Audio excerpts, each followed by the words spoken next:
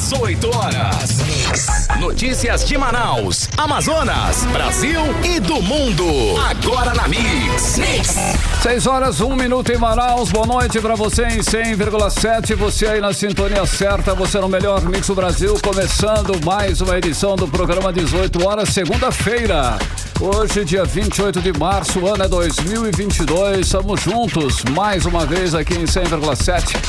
Juntos mais uma vez, começando o programa 18 horas. Boa noite, Karine Leão. Tudo bem? Tudo certo? Muito boa noite, Carlão. Boa noite pra você, sintonizado aqui em 100,7. Obrigada pela sua companhia. Estamos juntos até às 7 da noite. E vai aquele salve especial pra galera que nos acompanha pelas redes sociais, no YouTube e no Instagram, pelo @18 horas News. Começamos mais uma semana. Mix. Muito bem, vamos aos destaques do programa 18 horas desta segunda-feira. Irregularidades em cirurgias infantis no Hospital do Governo do Amazonas vão ser investigadas. A denúncia de fura-fila em cirurgias cardíacas infantis no Hospital Universitário Francisca Mendes. Motoristas cobram promessas de Wilson Lima na M010. Eles protestaram hoje contra as péssimas condições da estrada. O alto preço das passagens aéreas para o Festival de Parintins vai ser motivo de audiência na Assembleia Legislativa do Amazonas. 6 horas, 2 minutos. Essas e outras notícias, os principais destaques do dia, você confere, hein? A partir de agora, vamos juntos com você até às 7 da noite. Mais uma edição do programa 18 horas aqui no melhor Mix do Brasil. 18 horas. Ministério Público do Estado apura denúncia de fura-fila em cirurgias cardíacas infantis em Hospital do Governo do Amazonas. O Ministério Público do Amazonas instaurou inquérito civil para apurar denúncia de atendimento de pacientes no Hospital Universitário Francisca Mendes. Exato, Carlão. A denúncia garante que pacientes encaminhados pela Associação dos Pais de Crianças Cardiopatas do Amazonas estão passando na frente de quem está na fila no sistema regulador do Estado. A repórter Odineia Araújo traz os detalhes. Esperar ser chamado para uma consulta ou exame cardíaco no Amazonas é quase um milagre. Mas na espera de algumas famílias, esse milagre talvez nem aconteça. É que, de acordo com denúncia recebida pelo Ministério Público do Amazonas, os atendimentos de pacientes no Hospital Universitário Francisca Mendes não estão obedecendo à fila do sistema regulador do Estado. Estão passando por cima dessa fila para atender encaminhamentos da Associação dos Pais de Crianças Cardiopatas do Estado do Amazonas, deixando quem está na fila do CISREG para trás. A Secretaria de Saúde do Estado afirma que a lista do CISREG é totalmente informatizada e que os atendimentos são feitos conforme as inscrições. O inquérito civil para apurar essa denúncia foi assinado pela promotora de justiça especializada na defesa dos direitos humanos à saúde pública, Luisandra Xícharo de Menezes. A promotora quer ouvir as ex-diretoras do Hospital Universitário Francisca Mendes, Nayara de Oliveira Maxud e Alessandra dos Santos, sobre a denúncia de terem permitido que a fila do CISREG fosse burlada com atendimento de encaminhamentos feitos pela associação. De acordo com a Secretaria de Saúde do Amazonas, o Estado aderiu à Política Nacional de Regulação e iniciou o processo de implementação do Pacto de Gestão, assumindo a responsabilidade pela garantia da igualdade dos acessos aos serviços, trabalhando pela organização do fluxo dos pacientes para o sistema de saúde e reorganizando a oferta de serviços no Estado. Sobre a denúncia, tanto a Secretaria de Saúde do Amazonas quanto o Hospital Francisca Mendes não se pronunciaram. O 18 horas tentou ouvir também a Associação dos Pais de Crianças Cardiopatas do Amazonas sobre essa denúncia, mas até o fechamento da reportagem, eles não enviaram resposta. O Ministério Público vai investigar também denúncia de falta de transparência na ouvidoria da Secretaria de Saúde do Estado. A denúncia relata a suposta negativa do Estado em abrir o sistema de transparência que é determinado pelo Ministério da Saúde.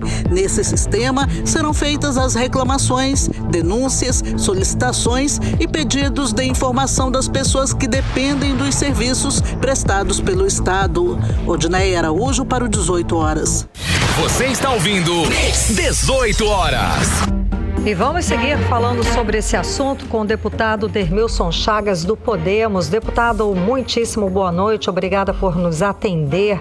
Então, essa questão de fura-filas em cirurgias cardíacas infantis no Hospital Francisca Mendes, o senhor parece que já recebeu denúncias a respeito desse assunto. O senhor que está sempre fazendo visitas e investindo nas unidades de saúde do Estado, não é isso? Boa noite, deputado. Karine, infelizmente esse fato vem acontecendo, tá? O que a gente vê é o uso dessa relação de crianças dentro do Francisca Mendes e está escancarado, né? As pessoas que precisam, as pessoas mais necessitadas, a seleção justa que seria através do CISREG, essa é a realidade, tá? Então, existe um mal aí acontecendo, a plena luz do dia, com portas abertas. E o que mais me entristece é a ausência do Ministério Público numa investigação detalhada, profunda. Não só lá, mas outros hospitais também. Adriano Jorge precisa fazer uma visita. A coisa que é pública virou política, virou território político de algumas pessoas. E isso está matando gente, está tirando vidas de pessoas, oportunidade de quem espera por longas datas, por equipamentos, por PMEs.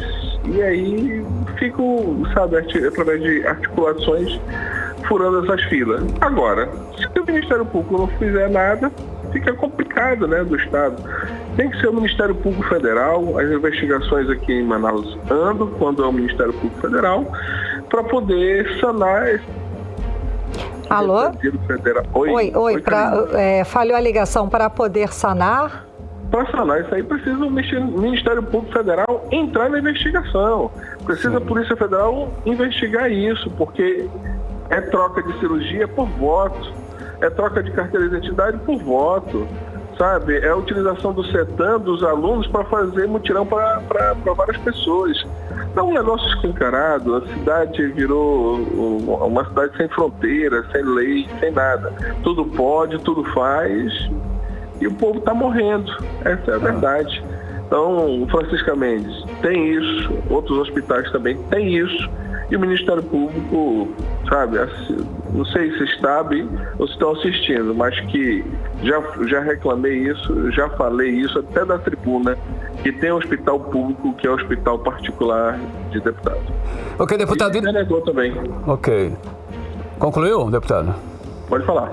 Nesse caso, o senhor falou da Justiça, né, o Ministério Público. O que eles podem fazer de efetivo? Como eles podem agir nessa situação? Quais são os caminhos que eles devem trilhar? Esse é o papel, né? Eles são do direito difuso, brigar pela população, ver o que está certo e o que está errado, mandar investigação, proceder a investigações, abrir investigações. É isso que tem que ser feito, no mínimo, né? Mas, por exemplo, tem vários crimes que a gente só consegue avançar aqui em Manaus se for federal, né? É lamentável. Infelizmente, são vidas que estão sendo tiradas por voto. Deputado, na última quinta-feira, a mesma promotoria que instaurou inquérito para apurar essa questão do fura-filas, a Promotoria de Justiça especializada na defesa dos direitos humanos à saúde pública, também instaurou um inquérito para apurar denúncia de falta de transparência na ouvidoria da Secretaria Estadual de Saúde. O senhor também tem muitas denúncias a esse respeito, deputado? Olha, a reclamação é generalizada. A reclamação é generalizada, da portaria até as cirurgias. Precisa alguém fazer alguma coisa, porque se denuncia, dizem que a denúncia é genérica. Sabe? Olha, tem uma licitação ocorrendo agora com 50 mil pessoas que a empresa ganhadora, ela dá num papel timbrado um atestado de capacidade técnica. O negócio está muito, sabe, escancarado, está muito... O que a gente pode fazer, né? Eu acho que o povo que tem que dar resposta, o povo que está sofrendo, né? O povo que precisa né? A gente precisa fazer alguma coisa, mas está horrível. O que o povo pode fazer, deputado, no caso, por exemplo? Revoltar, porque com quem a gente pode contar? Uhum. Com quem a gente pode contar hoje? Tá certo? A quem a gente pode fazer a denúncia? Tá? Existe uma letargia, existe uma falta de interesse, sabe? Existe um desdém com a população, desdém a população, deixa de lado, sabe? Fica de escanteio, sabe? Não há os procedimentos investigatórios que poderiam ocorrer e trazer a felicidade do povo. Pagar imposto passou mais a ser, sabe, uma coisa dolorida, porque não tem o retorno do serviço público. Manaus está assim, lamentável, triste. Tá? Se não for o Ministério Público Federal fazer alguma coisa, nada anda em Manaus. Ok, deputado, o senhor falou aí nas inspetorias que está generalizado os problemas nos hospitais. O que o senhor tem visto de mais grave? O que o senhor verificou nessas inspeções aí nos hospitais do governo? De grave, realmente grave, que está acontecendo, entre tantas que o senhor falou? Fura a fila. É o direito do cidadão de ser atendido, aguardar sua vez e nunca chegar. Complicado, viu? Infelizmente é isso. É complicado. Sabe? É de chorar, é de gritar por socorro e no seu ouvido. E não tem, né? O senhor que já veio participando aí de uma CPI da saúde, não viu nenhuma denúncia, nada disso andar, não é isso? Exatamente, Karine. Por exemplo, pagamento indenizatório só acontece com dinheiro do Estado. Duvido fazer com dinheiro federal. Duvido ter essa gracinha, essa brincadeirinha, esse comportamento. Não se faz com dinheiro federal pagamento indenizatório. Só se faz com dinheiro público. Por quê? Por que corre solto? Por que não se faz nada? Por que o dinheiro não volta para a população em serviços? Por que continua assim? Tá certo? Por mais que a Assembleia possa aprovar qualquer lei, não há o respeito a isso. Não segue, ok, deputado. Muitíssimo obrigada pela sua participação, conversando com a gente hoje aqui no 18 Horas.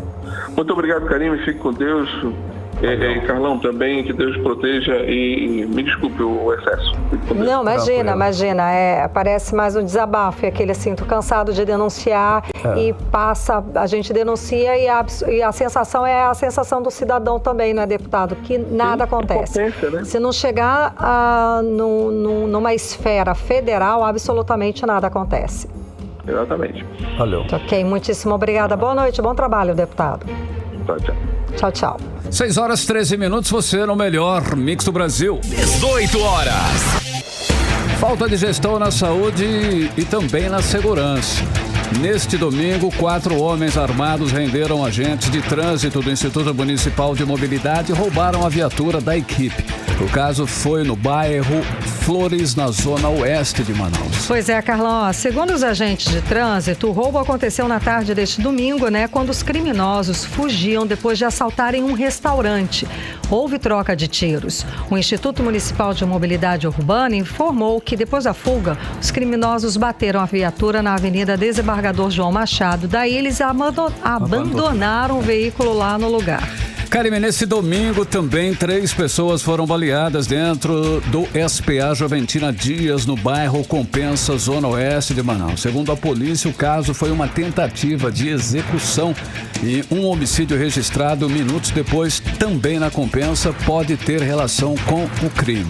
Em nota, a Secretaria de Estado informou que as 3 vítimas foram socorridas e o atendimento da unidade foi normalizado. A Secretaria de Saúde do Estado, E segundo a polícia, o alvo dos suspeitos era apenas um dos baleados, que tinha acabado de receber alta lá no SPA Joventina Dias. Olha, e essa é a realidade, do estado do Amazonas. A violência que já faz parte do cotidiano. O cidadão convive com os crimes mais absurdos registrados em qualquer bairro e a qualquer hora. Estamos sim passando aí por uma crise na segurança pública do estado. Os dados oficiais revelam que o Amazonas é o estado que teve a maior alta nos assassinatos no ano de 2021. Exatamente, Carlão. Os dados do Atlas da Violência revelam que, na contramão do país, como a gente já falou aqui, o Amazonas registrou um aumento de 38,6% nos índices de homicídios, latrocínios e lesões corporais seguidas de morte. Isso de 2020 para 2021. Em janeiro deste ano, o número de homicídios em Manaus cresceu 45% na comparação com janeiro de 2021, segundo os números da própria Secretaria de Segurança Pública do Estado. Mix. E agora vamos falar sobre os bastidores da política local, da política amazonense, com a repórter Artemisa Gadelha. Muito boa noite, Artemisa. Então, como é que foi a movimentação da festa de filiação do governador Wilson Lima na quadra da Aparecida? Na sua análise aí, mostrou força ou, na verdade, a importância e o poder da máquina pública? Conta pra gente, Artemisa. Boa noite. Boa noite, Karime. Boa noite, Carlão. Boa noite a todos que nos acompanham no programa 18 horas. Bom, surgiram comentários que a festa mostrou a retomada aí da força de Wilson Lima. Mas é preciso cuidado nessa afirmação, porque precisamos levar em consideração a máquina do Estado, Karime. Teve muita gente, teve sim, aglomeração, congestionamento de carros, enfim. Mas quem estava lá? A maioria era da população? Bom, se comenta nos bastidores que não, que a maioria era de servidores e apoiadores de Wilson Lima. Diga-se de passagem, houve uma pressão para que eles comparecessem, digo os servidores, né? Muitos possuem cargos comissionados e para se manter na posição é preciso, inclusive, virar uma espécie aí de cabo eleitoral, sim. Ninguém quer ser exonerado nesse momento. Além da máquina do Estado, o governador está no gigante União Brasil. Então a festa tinha que ter pompa de lançamento de campanha eleitoral. O evento aconteceu, como você disse, na quadra da Escola de Samba Aparecida, na Zona Oeste de Manaus. Bom, lembra que nós comentamos na semana passada que muitos prefeitos teriam desistido de participar da festa? Bom, nas redes sociais, muitos deles mostraram que vieram do interior de avião. Parece que foi montada aí uma estrutura para que eles não desistissem então dessa festa.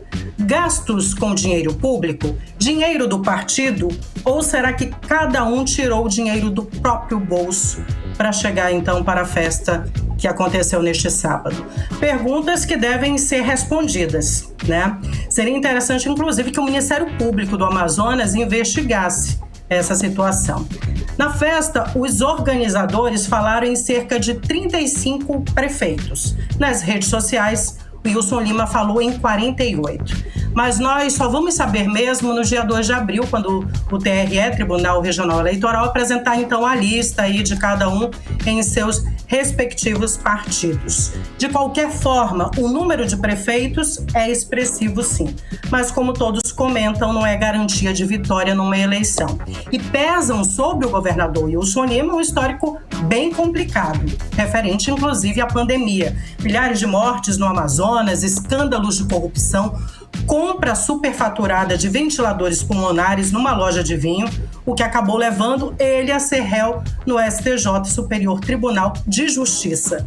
Não se espera, né, que um governador do estado seja réu de crimes tão graves. Aliás, de nenhum crime, né, Karime, Carlão e ouvintes? Bom, e ainda falando dos prefeitos, o senador Eduardo Braga, do MDB, deixou recado nas redes sociais para aqueles que permaneceram no partido dele e uma alfinetada para os que saíram. Abre aspas. Obrigado a todos os prefeitos amazonenses que não têm preço, mas têm valor, e seguem conosco sonhando em resgatar o Amazonas, recuperar o emprego do povo, retomar o desenvolvimento e construir um estado mais justo para todos. Experiência não é velharia, é responsabilidade e firmeza. Fecha aspas. Se comentou muito nesse comentário dele sobre a ambiguidade do não tem preço. Bom, e falando ainda da declaração do prefeito Davi Almeida, que acabou repercutindo também na festa de filiação do governador Wilson Lima. Durante a coletiva de imprensa, foi lembrado que Davi disse que pode lançar um candidato ao governo do estado pelo partido dele, o Avante. O Wilson e Paulderney continuam afirmando que existe sim uma aliança praticamente fechada, mas Davi não foi à festa de filiação de Wilson. Vemos que existe uma pressão em cima do prefeito. Wilson também enviou um recado de leve ao chefe do executivo, dizendo que sempre quando houve uma quebra de aliança entre governo e prefeitura, quem acabou saindo em desvantagem aí? Ele deixou uma interrogação no ar. Bom, recado leve dado ao prefeito Davi Almeida. Karine Carlão. Obrigada pelas informações, Artemisa Gadelha. Boa noite, bom trabalho. Ainda temos mais um assunto, Karine. Então segue. Vamos seguir então, olha, vou falar hoje sobre que foi cancelado então aí a ordem do dia na Câmara Municipal de Manaus. Então, os vereadores na ordem do dia, eles discutem e votam matérias, né, incluídas na pauta, porque essa é uma fase muito importante durante a sessão, né, as sessões que ocorrem na Câmara. Enfim, só tem sessão na Câmara segunda, terça e quarta. Quinta e sexta são dias teoricamente usados para comissões e visitas às comunidades, né? Isso na teoria. Na prática, se o vereador quiser viajar na quarta à tarde, ele já está liberado, viu? Acabam aí as obrigações legais dos vereadores. Então, como vai deixar, né? Como eles deixam em plena segunda-feira de discutir e votar as matérias incluídas na pauta, né?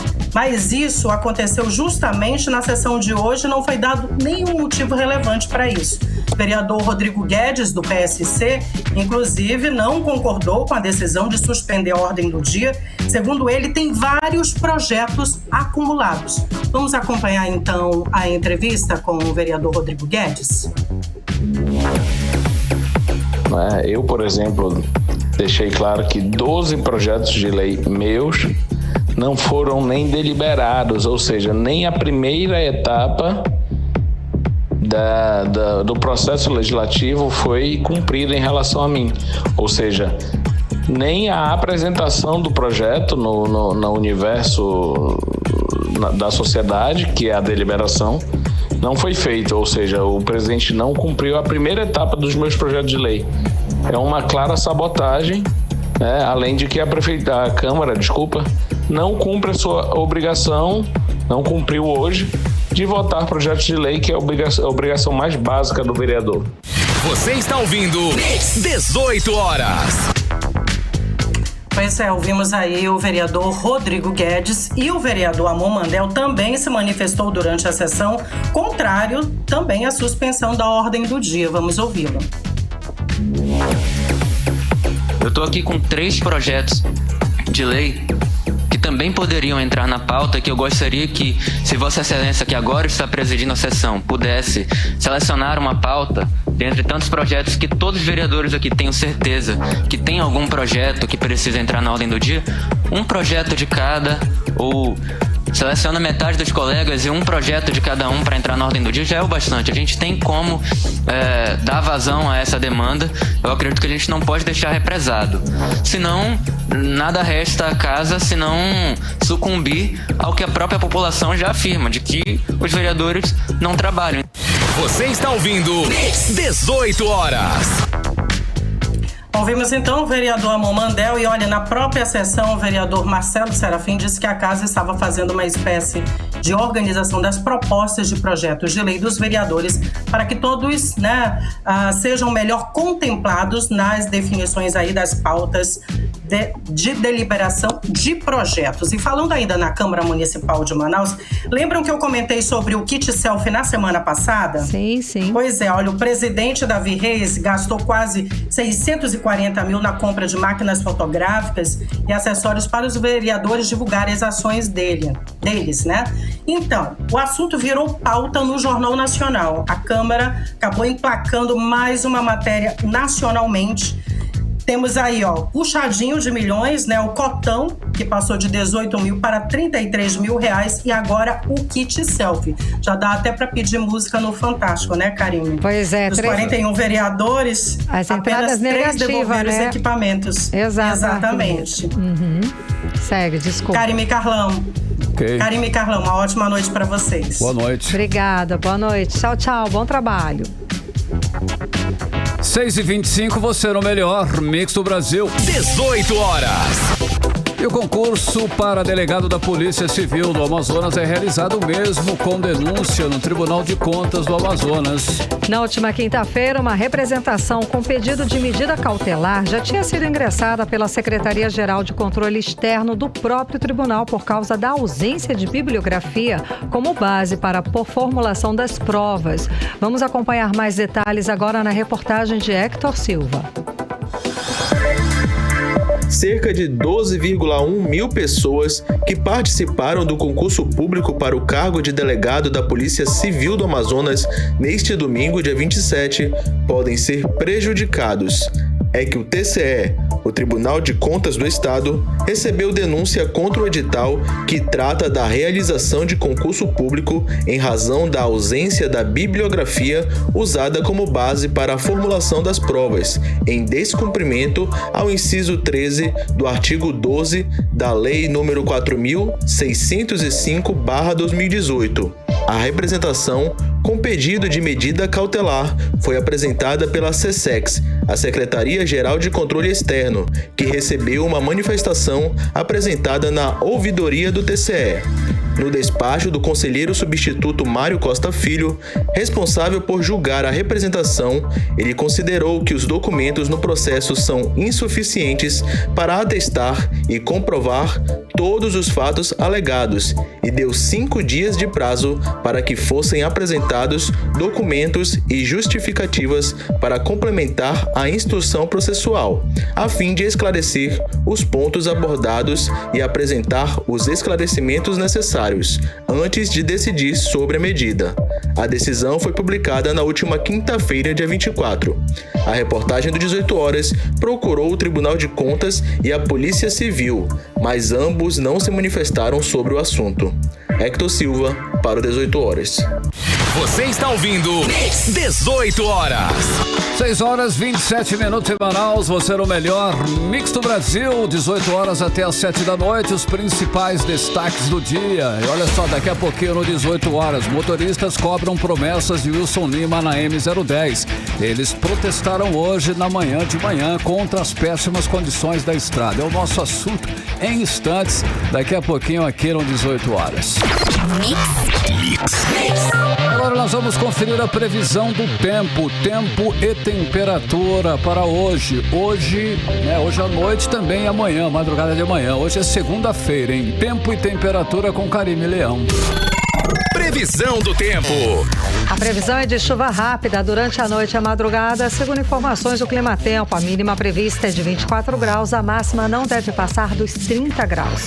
As chances de chuva são de 90% e a umidade relativa do ar fica entre 70% e 96%. Mix. Olha, nesta segunda-feira o Rio Negro atingiu os 26 metros e 87 centímetros no Porto de Manaus. A marca já é considerada alta para o período, segundo o Serviço Geológico do Brasil. Ainda segundo o órgão, as chuvas que atingem a região estão sendo fundamentais para elevar o nível das águas, Karime. Exato, Carlão. Durante o mês de março do ano passado, o Rio Negro subiu até 1,45 metros. Até agora a subida registra, em março deste ano, agora já registra 2,41 metros. Muita diferença, viu? Sim. E o aumento preocupa os especialistas, uma vez que o rio pode alcançar um patamar ainda maior que 2021, quando ultrapassou a marca dos 30 metros. Está previsto, inclusive, para esta quinta-feira, dia 31, o primeiro alerta de cheia para o ano de 2022 do Serviço Geológico do Brasil. Além de Manaus, o órgão também vai apresentar as estimativas da subida das águas em Manacapuru e também lá em Itacoatiara. 18 horas.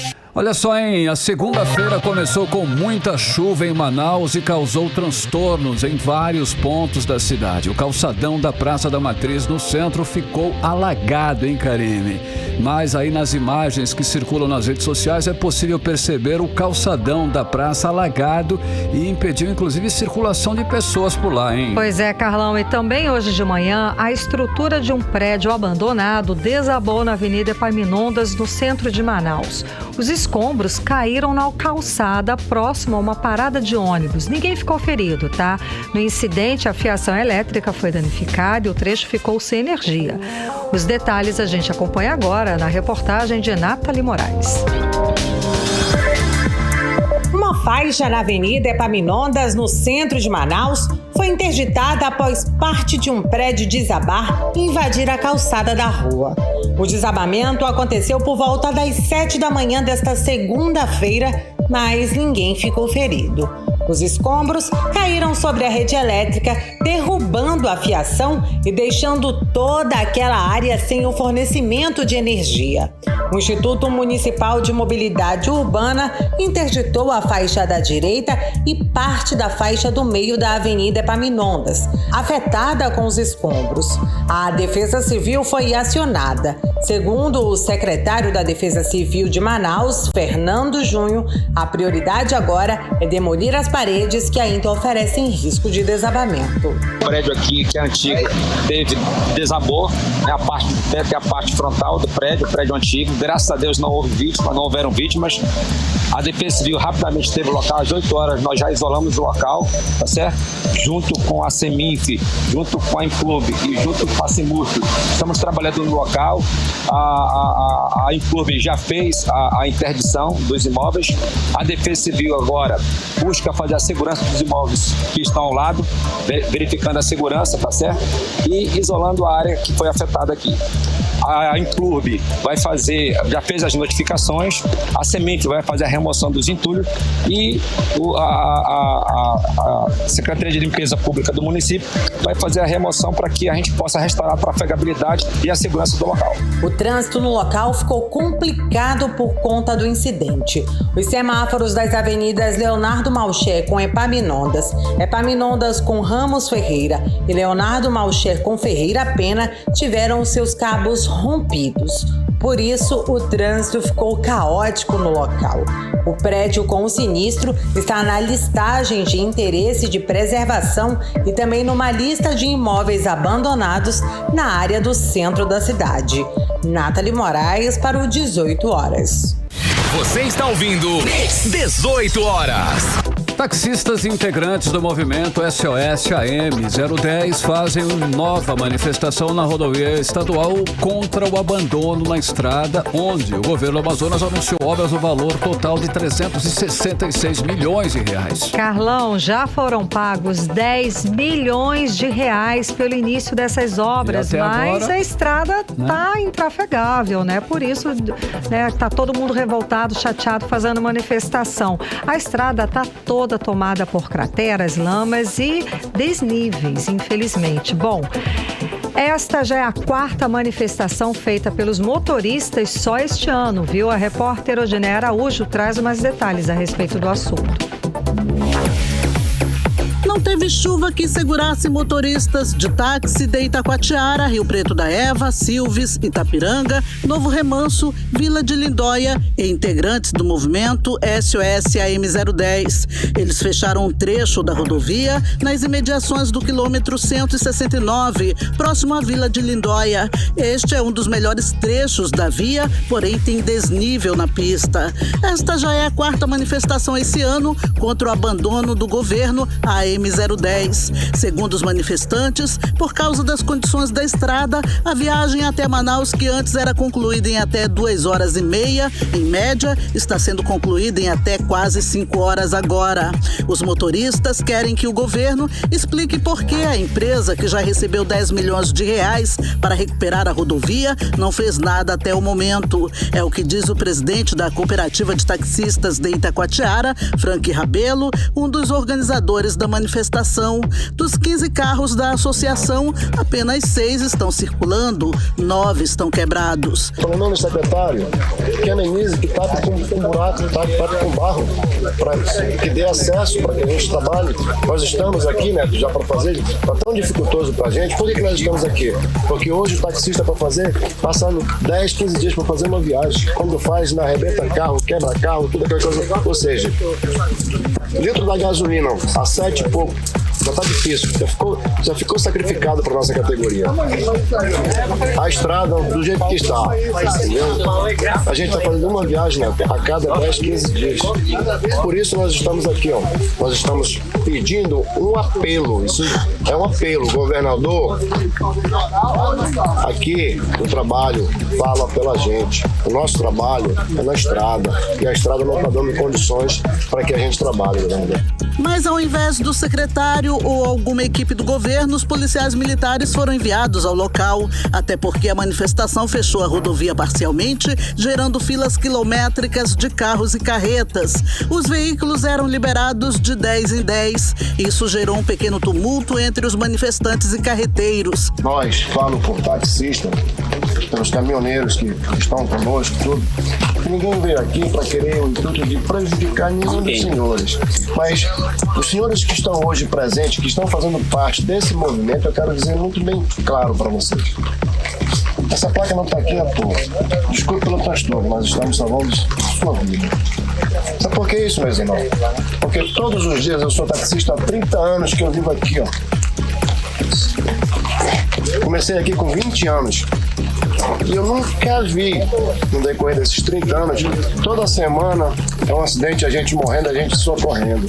Se a vossa estrada ficar encafegada. Como é que vocês vão passar? Vocês vão passar de avião? Eu continuo dizendo, a responsabilidade é da empresa, não é nossa. O Ministério Público Federal abriu investigação contra o contrato de 366 milhões de reais entre o governo do Amazonas e o consórcio AM010, que venceu a licitação para recuperar a rodovia estadual. O MPF recebeu denúncia, inclusive do deputado estadual Dermilson Chagas, de que o processo que envolve o governador Wilson Lima e as obras da M010 está coberto de indícios de superfaturamento e fraude. Segundo o deputado, antes mesmo do anúncio do resultado da licitação, ele recebeu denúncia com os nomes das empresas que iriam ganhar a concorrência. Desde o início, na licitação, nós estamos apontando os erros, como é que foi constituído esse consórcio.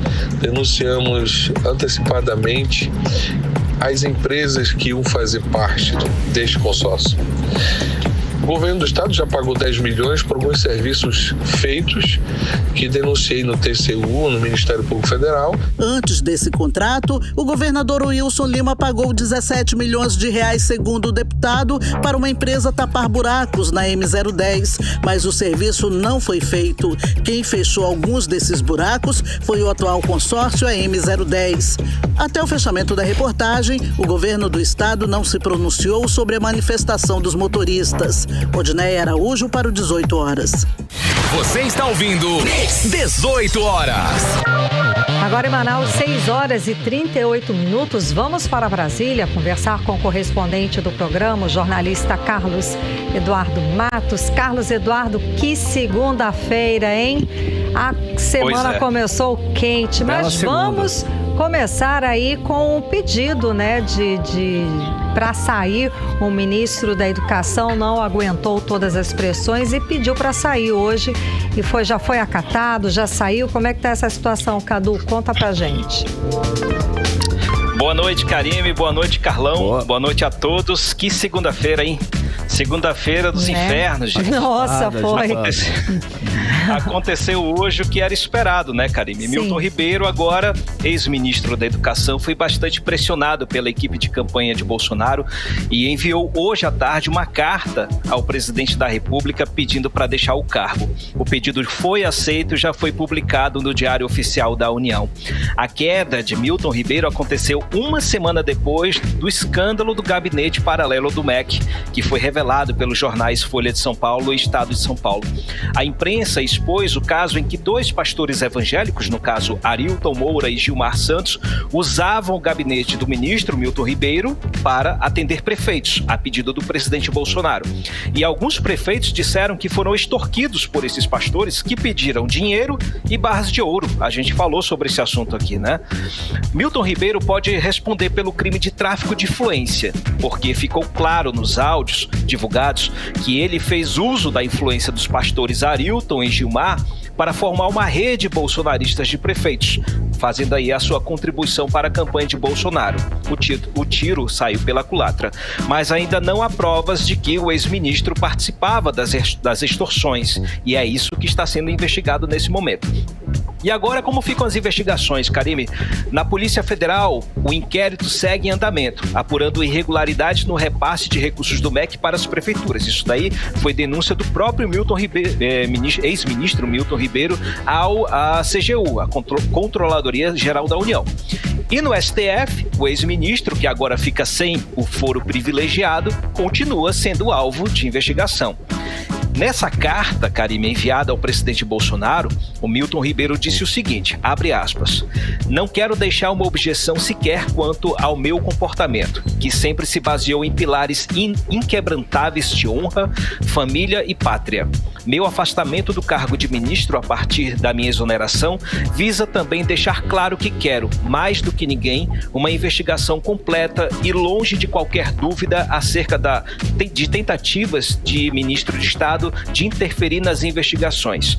Tomo essa iniciativa com o coração partido, de um inocente que quer mostrar a todo custo a verdade das coisas, porém que sabe que a verdade requer tempo.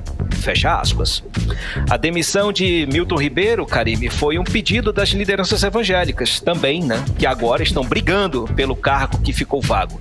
Por enquanto, quem fica no lugar é o 02 da pasta, o secretário executivo Vitor Veiga.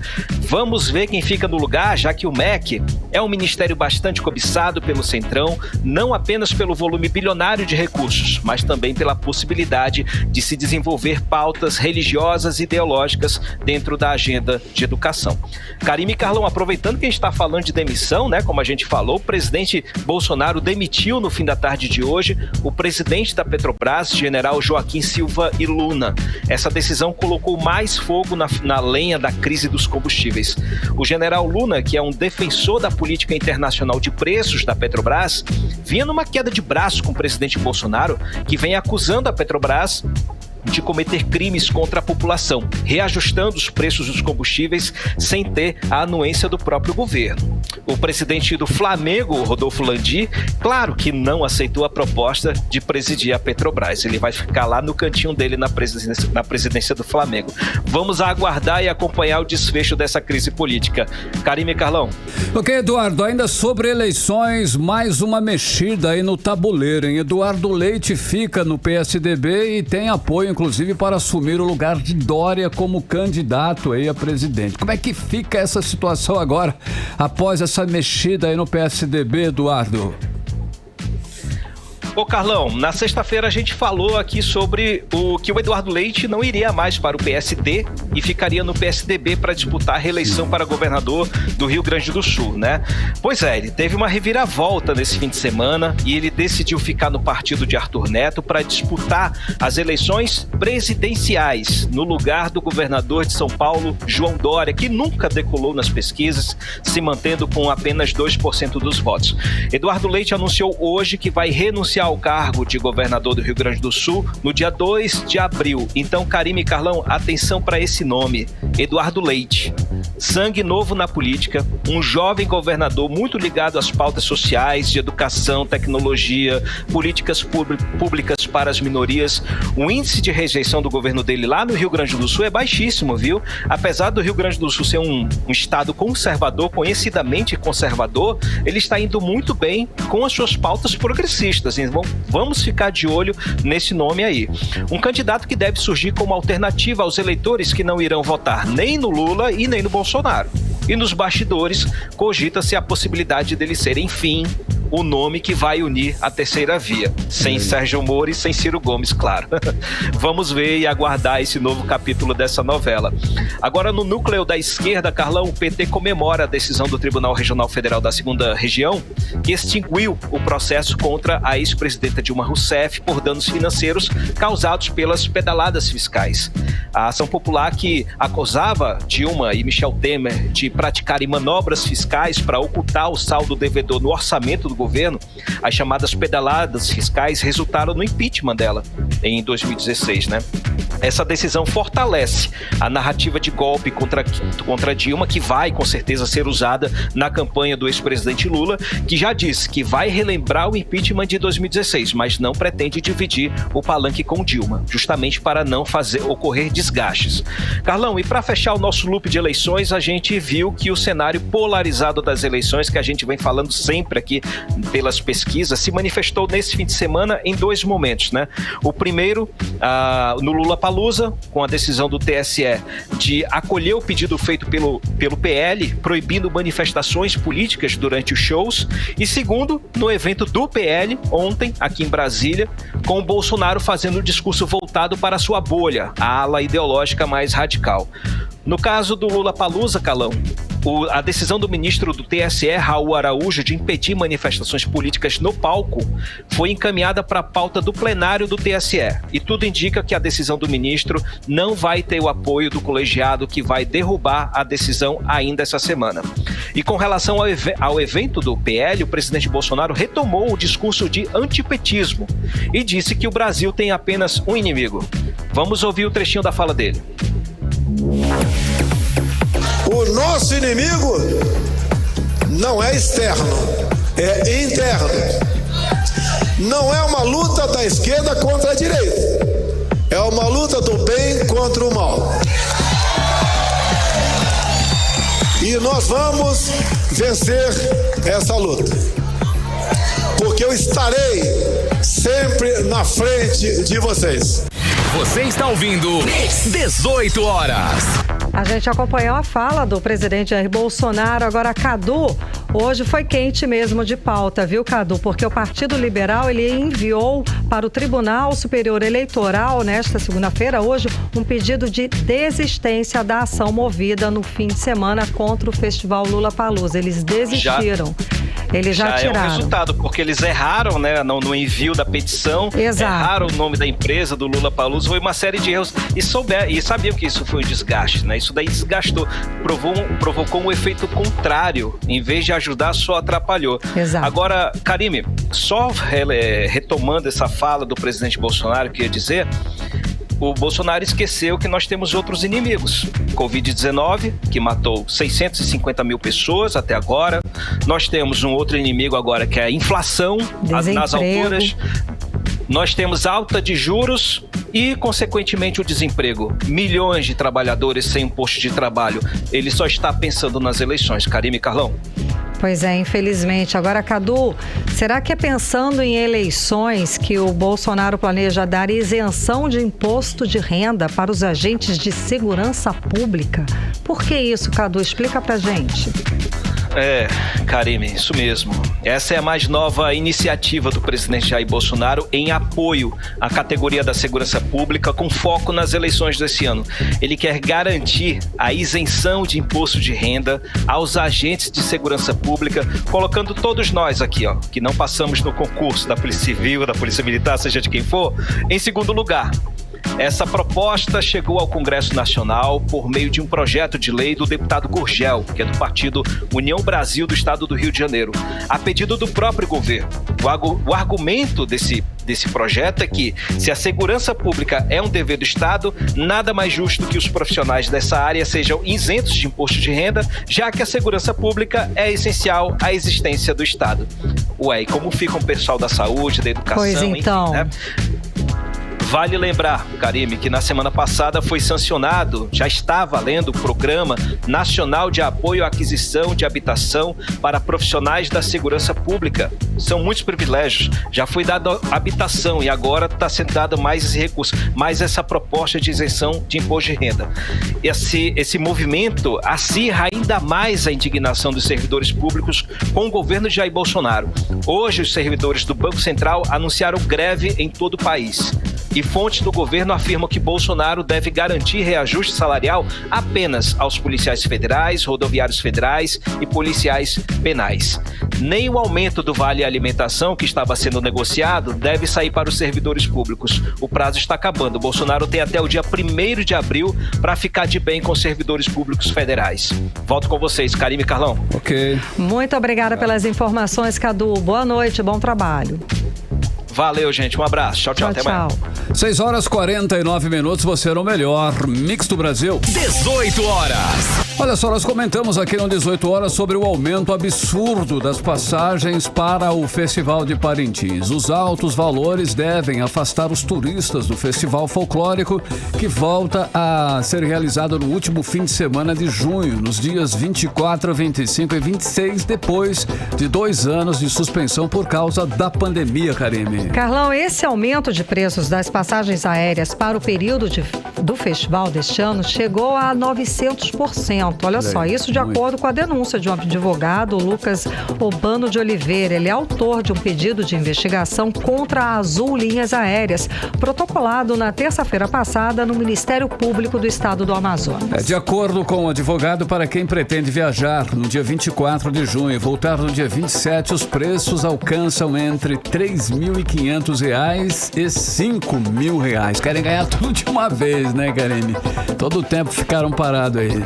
Mas se a passagem for para alguns dias antes, sai bem mais barato. Então aproveite. Para viajar no dia 10 de junho, por exemplo, e voltar para Manaus no dia 13, os bilhetes saem por R$ 600. Que diferença, de 5.000 por R$ 600 para R$ 600. Bem, o alto preço das passagens vai ser também um motivo de audiência na Assembleia Legislativa do Amazonas, como explica a repórter Nathalie Moraes.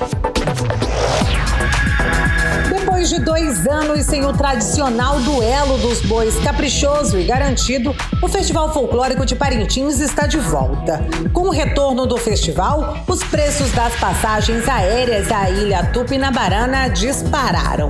Nas redes sociais, os amantes do festival e turistas reclamam dos preços exorbitantes das passagens. No trecho Manaus-Parintins, houve um aumento de cerca de 400% para viagens durante a data do festival.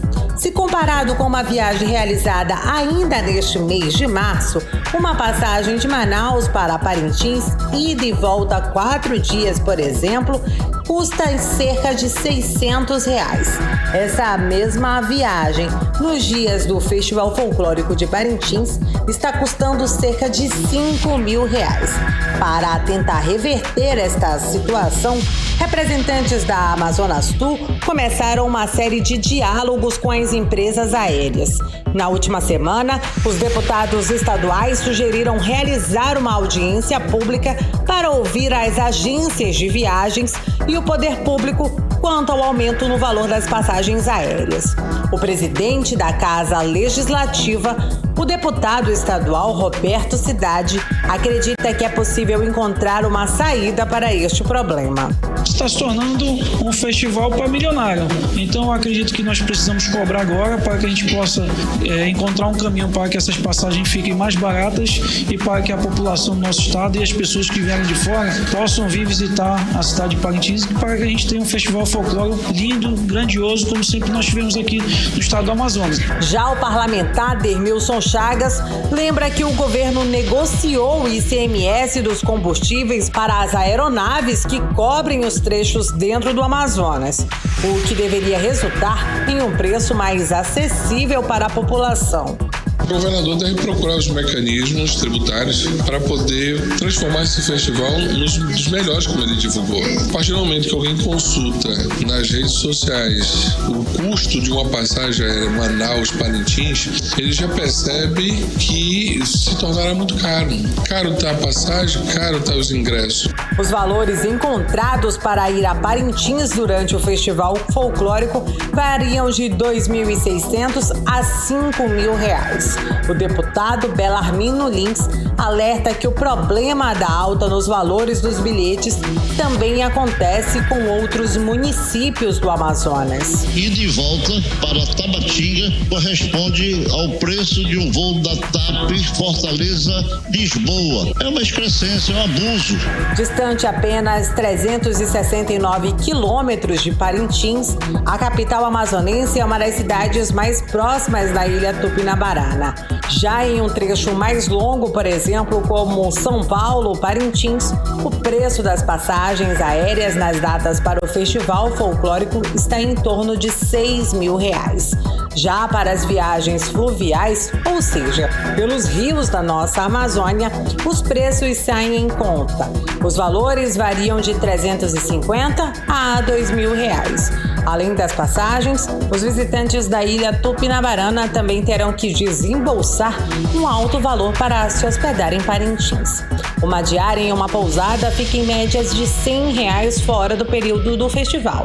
Já durante a festa, há um aumento de 900% com diárias chegando a R$ 1.000. Com todos esses valores exorbitantes, chega a ser mais barato fazer uma viagem internacional do que assistir ao Festival Folclórico de Parintins. Nathalie Moraes para o 18 horas. Você está ouvindo 18 horas. 6 horas e 55 minutos, você no melhor Mix do Brasil. Vamos agora conferir a previsão do tempo para amanhã. Amanhã, terça-feira. Tempo e temperatura com Karine Leão. Previsão do tempo. Segundo informações do Climatempo, a previsão amanhã é de sol com muitas nuvens durante o dia, período de nublado com chuva a qualquer hora. A mínima prevista é de 23 graus e a máxima bem baixinha, tá? Não deve passar dos 28 graus. As chances de chuva são de 90% e a umidade relativa do ar fica entre 73% e 100%. Mix. Pastoral da Terra da Arquidiocese de Manaus contesta a licitação da Suframa para concessão de terrenos no distrito agropecuário. Terras que ficam entre os municípios de Manaus, Rio Preto e Presidente Figueiredo. Segundo a pastoral, poceiros vivem no local desde antes de 1968, quando surgiu a Superintendência da Zona Franca de Manaus, e o repórter Hector Silva explica essa história melhor pra gente. Vamos acompanhar. A Comissão Pastoral da Terra da Arquidiocese de Manaus pediu do MPF, o Ministério Público Federal e a DPU, Defensoria Pública da União, que investiguem e tomem providências legais para que a licitação da Suframa, a Superintendência da Zona Franca de Manaus, para a concessão de terrenos no Distrito Agropecuário, área localizada entre os municípios de Manaus, Rio Preto da Eva e Presidente Figueiredo, não prejudique os poceiros que ocupam o espaço. Segundo o presidente da Pastoral da Terra, Manuel do Carmo, as pessoas que ocupam a terra, alguns deles antes de 1968, foram surpreendidos com a decisão. Muitos coletivos estão em proporção em favor do assentamento, da regularização fundiária dos camponeses, assim como muitos camponeses aqui do entorno de Manaus que estão já há mais de 20 anos, não é, nas terras da União, administrada pela Suframa, foram pegos de surpresa com esse edital de licitação que data de fevereiro até, com o prazo de entrega das propostas até junho. No dia 7 de março deste ano, a Suframa informou que está disponibilizando, por meio de licitação, 244 terrenos de sua propriedade localizados no Distrito Agropecuário da Suframa, sendo 85 no município de Manaus e 159 no município de Rio Preto da Eva. Os avisos de licitação das concorrências número 02/2022, que pertencem aos terrenos em Manaus, e 03/2022, relativos aos terrenos em Rio Preto da Eva, foram publicados no Diário Oficial da União no último dia 24 de fevereiro. Para a concorrência relativa aos lotes em Manaus, as propostas devem ser encaminhadas até às 10 horas do dia 24 de maio. No caso dos lotes em Rio Preto da Eva, o prazo se estende até às 10 horas do dia 7 de junho. A reportagem do 18 horas procurou a Suframa, mas não tivemos respostas. Hector Silva, para o 18 horas. Você está ouvindo 18 horas. Economia. Vamos aos indicadores econômicos de hoje. Depois de 8 dias seguidos de queda, o dólar voltou a subir, fechou positivo em 0,53%, cotado a R$ 4,77. O euro fechou positivo em 0,58%, cotado a R$ 5,24. O Bitcoin fechou positivo também em 6,76%, cotado a R$ 229.684. E o Ibovespa, o principal índice da Bolsa de Valores brasileira, encerrou o dia em queda. Depois de 8 dias fechando em alto, a Bolsa fechou com saldo negativo de 0,29% aos 118.737 pontos. E o mercado financeiro aumentou pela 11ª vez consecutiva a previsão de inflação para este ano. Segundo a projeção do Boletim Focus, divulgado hoje pelo Banco Central, o índice de preços ao consumidor amplo, IPCA, deve fechar este ano em 6,86%. Há uma semana, a projeção para este ano era de 6,59%. E agora, às 7 horas em ponto, seguimos direto para o Editorial 18 Horas. Editorial 18 Horas. 71,5 milhões de reais. Esse é o valor dos convênios que a Secretaria de Infraestrutura do Estado até agora deixou de ser repassado para as cidades do interior.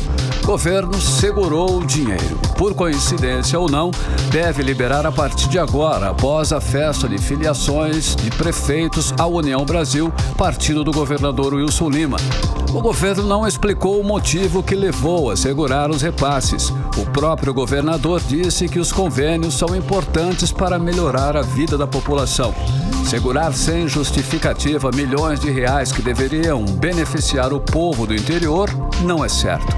Deixar para liberar o dinheiro depois de uma festa de filiação partidária levanta suspeitas de pressão sobre prefeitos. Indica a falta de compromisso que o governo tem com a população do interior. Demonstra que a busca frenética da reeleição está sendo colocada acima dos interesses mais urgentes do povo do Amazonas. 18 horas. 7:01, Karime, finalizamos mais uma edição do 18 Horas. Boa noite. Boa noite, um beijo e até amanhã. Até amanhã. Você ouviu 18 Horas. As notícias do Brasil e do mundo. De volta amanhã.